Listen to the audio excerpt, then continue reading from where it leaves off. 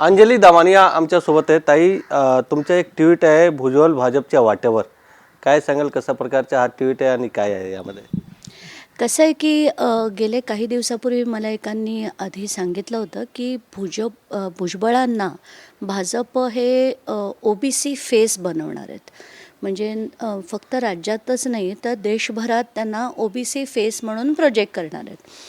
तर त्यांचं कॉन्ट्रीब्युशन मागे मंडळ आयोगाच्या याच्या लढ्याच्या वेळेस बरंच मोठं होतं, म्हणून त्यांना ते करायचं असं त्यांचं ठरलं आहे असं मला आधीही कळलं होतं. आणि काल पुन्हा तेच जेव्हा कळलं तेव्हा मला अतिशय डिस्टर्बिंग वाटलं हे. कारण मला असं कुठेतरी वाटतं की एखादा साधा माणूससुद्धा, आता मराठ्यांचा मनोज जरांगे हे एक साधे शेतकरी होते, पण आज ते जर एवढा मोठा लढा देऊ शकतात तर भुजबळांसारखा फेस भाजपला त्याची गरज का पडावी?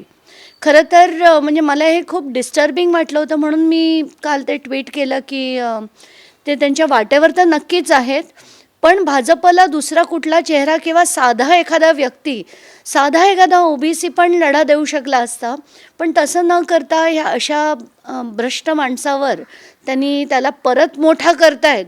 आणि ज्यांच्या विरुद्ध भाजपने एकेकाळी PIL केलं होतं, भ्रष्टाचाराचे आरोप जसे मी टाकले होते आम आदमी पार्टीमध्ये, तसेच किरीट सोमय्यांनीही घातले होते. मग ते आता गेलं कुठे? मग कुठेतरी असं फार डिस्टर्बिंग झालं आहे मला ते सगळं राजकारण बघून. आणि आज जे भाजप करतं आहे, म्हणजे अजित पवारांना घेणं काय, त्यांच्याबरोबर त्यांची ती पूर्ण फौज, तटकरे काय, प्रफुल्ल पटेल काय, सगळेच म्हणजे एक रथी महारथी म्हटलं तरी चालेल. आणि तशात भुजबळ तर आता त्यांना तर डायरेक्ट पक्षातच घेऊन करणार आहेत हे जेव्हा ऐकल्यावर मला फारच डिस्टर्बिंग वाटलं. काल उद्धव ठाकरे हेमंत सोरेन यांना अटक केल्यानंतर एक प्रश्न उपस्थित केले की हेमंत सोरेनना अटक आणि अजितदादा पवारांना क्लीन चिट, हा भाजपच्या नाही, आता त्याच एकाच शिखर बँकेच्या घोटाळ्यात त्यांनी अजित पवारांना क्लीन चिट दिली आणि रोहित पवारची काल 9-9 तास चौकशी केली.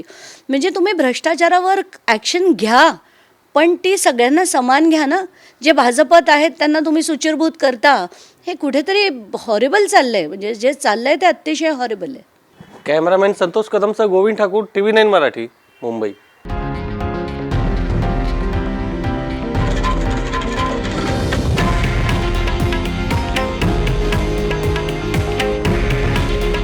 हे आहे देशातील नंबर 1 न्यूज नेटवर्क आणि आपण पाहत आहात TV9 मराठी. काळजी तुमची, हित महाराष्ट्राचं.